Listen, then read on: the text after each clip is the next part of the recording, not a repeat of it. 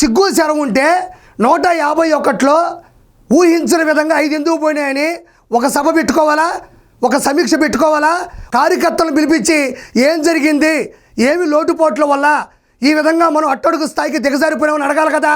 మనకు సిగ్గు శరం లేదు కాబట్టే ఈ రోజున కూడా చీకట్లో కన్ను కొట్టండి, ఎవరో ఒకరిని లేపేయండి, చెప్పి చేయకూడదు ఈ మాటలు వస్తున్నాయి. కాబట్టి ఈసారికి ఆ 2-1 కూడా మిగలవు. అదే పని మనకి.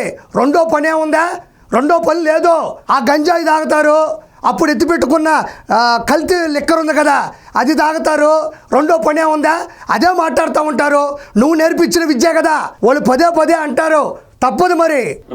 పని చీకట్లో జరిగిపోవాలి. చెప్పేవాడు ఎవడు చేయడు. కలిసే కుక్క మొరగదు, మురిగే కుక్క కలవదు. నేను చెప్పేది కూడా అడే. రోజు అరుస్తూ ఉంటావు. నీ పరిస్థితి ఏందంటున్నా? 24 గంటలు మైకు పెట్టుకొని గట్టిగా అరుస్తూ ఉంటావు. మరి నీ పరిస్థితి ఏందని నేను చెప్తా ఉన్నా.